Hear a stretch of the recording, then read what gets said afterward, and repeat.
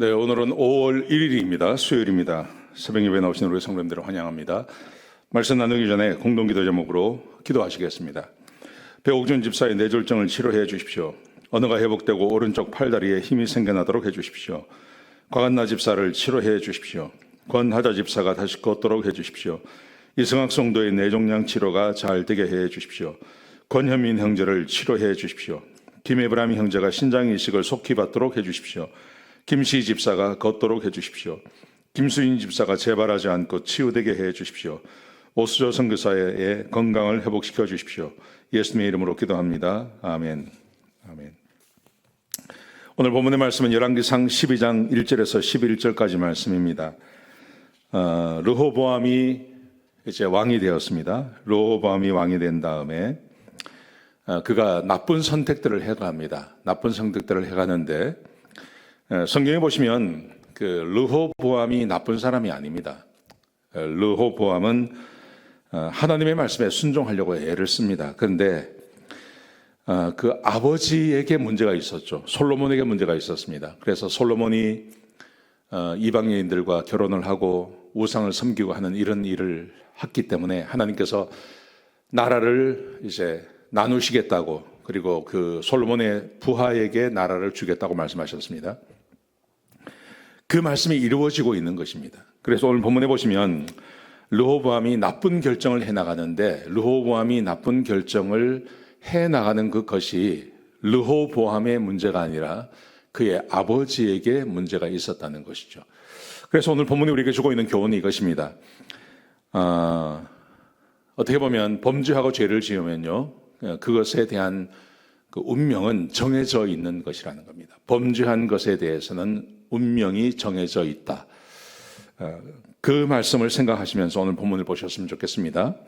자, 르호보암이 왕이 됩니다. 오늘 1절에 보시면 이제 르호보암이 세겜으로 갔습니다. 그리고 여로보암은 애굽에 거주하고 있었죠. 애굽으로 도망을 가서 애굽에서 거주하고 있었는데 소문을 듣습니다. 솔로몬이 죽었다는 소문을 들었습니다. 그래서 이제 사람들의 부름을 받고 돌아왔습니다. 자, 그때 백성들이 르호보암에게 나옵니다. 르호보암에게 나와서 그 아버지가 했던 그 일들, 특별히 솔로몬은 굉장히 많은 그 성을 쌓는 일을 했습니다. 거기에 대해서 이 멍에가 굉장히 무거웠다, 그렇게 말을 합니다. 무거웠다. 그러면서 이것을 좀 가볍게 해달라, 그렇게 말을 합니다.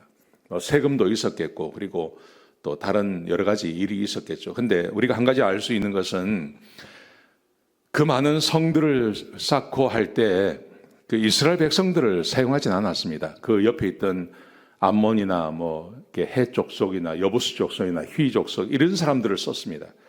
그러니까 이런 요구가 합당한 요구는 아닙니다. 근데 이런 요구들이 왜 나오냐 하면, 이게 그 르호보암이나 아니면 솔로몬의 행적에 있어서 불만을 가졌다기보다는 솔로몬의 죄로 인하여서 나라를 나누시기 위해서 하나님께서 이렇게 하신다는 것입니다. 범죄로 인하여서 그 다음부터 되어지는 나쁜 일들은 하나님께서 정하신 것이기 때문에, 이것은 사람이 나빠서 르호보암이 범죄하고 죄를 짓고 여로보암이 좋은 사람이라서 이렇게 되어지는 게 아니라, 이것은 전적으로 아버지가 범죄함으로, 그래서 이 르호보암에게 그리고 이스라엘 족속들에게 이렇게 나쁜 일이 계속 일어나고 있는 것입니다. 백성들이 찾아와서 그렇게 요구를 하죠. 멍에를 좀 가볍게 해달라고 그럽니다. 그러자 르호보암이 3일 후에 내가 답을 하겠다고 이야기를 합니다. 그리고 아버지의 신하들, 이제 나이가 든 신하들이죠. 그 사람들에게 조언을 구합니다. 그랬더니 가볍게 해주는 게 좋겠다고 이야기를 합니다. 그런데 자기와 함께 컸던 그 젊은 신하들이 있었습니다. 그러자 그 젊은 신하들이 이렇게 말을 합니다. 내 새끼손가락이 우리 아버지의 허리보다 더 굵다. 그러면서 멍에를 더 무겁게 하라고 그렇게 이야기를 하죠. 그런데 이 모든 되어진 일이 이스라엘 백성들이 나쁘다거나 아니면 르호보암에게 문제가 있어서 이런 문제가 생기는 게 아니라 이것은 전적으로 아버지 솔로몬에 의한 영향이라는 것입니다. 솔로몬에 의한 영향이라는 말이 이것을 까딱 잘못 생각하면 아주 오래전에 뭐 한 10년도 넘어 한 20년 전에 있었던 뭐 가게에 흐르는 저주를 끊어라 뭐 이런 책이 있었습니다. 그런 것을 말하는 게 아닙니다. 가게에 흐르는 저주가 있다 그런 말이 아닙니다. 여러분 저주라는 것은 언제나 가게에 흐르는 게 아니라 죄에 흐르는 것입니다. 죄에 흐르는 것. 누구라 어떤 사람이라 하더라도 범죄하고 죄를 지으면 그 죄의 영향력 아래에 있기 마련입니다. 어떤 특별한 가게에 그 저주가 흘러서 그 가게에 흐르는 저주를 끊으라는 말은 잘못된 말입니다. 그것은 성경적이지가 않습니다. 하나님께서 특별히 한 족속 그 가문을 택하셔서 거기에 저주가 흐르도록 하겠다. 성경에서는 하나님께서는 그렇게 말씀하지 않습니다. 그런데 그것과 비슷한 개념이 있습니다. 이것과 전혀 다르지만 비슷하고 우리가 오해할 수 있는 것이 있는데 그것은 죄로 인하여서 저주가 가정 가운데 있는 것은 맞습니다. 아버지가 범죄하고 죄를 지었습니다. 솔로몬이 범죄하고 죄를 지었고 그 영향력이 아들에게 가는 것입니다. 죄로 인한 아버지의 범죄로 인하여서 그 죄의 영향력이 하나님께서 말씀하신 대로 르호보암에게 흘러가는 것이죠. 여러분 그렇기 때문에 우리의 삶에서 정말 조심해야 될 것 그것은 하나님 앞에서 신실한 삶을 사는 것입니다. 내가 하나님 앞에 신실하게 살아가는 것입니다. 솔로몬이 다윗이 한 것처럼 다윗이 하나님 앞에 신실하게 살았습니다. 그래서 다윗의 모든 복과 그 모든 복이 솔로몬에게 흘러갑니다. 그런데 솔로몬은 그 많은 복을 받았음에도 불구하고 교만하게 행함으로 솔로몬이 받았던 복이 자기 아들 르호보암에게 흘러가지 않는 겁니다. 그것은 전적으로 솔로몬의 범죄 때문에 그런 것입니다. 세상에 정해진 운명이라는 것은 없습니다. 그런데 범죄하면 그 범죄의 결과는 정해져 있는 것입니다.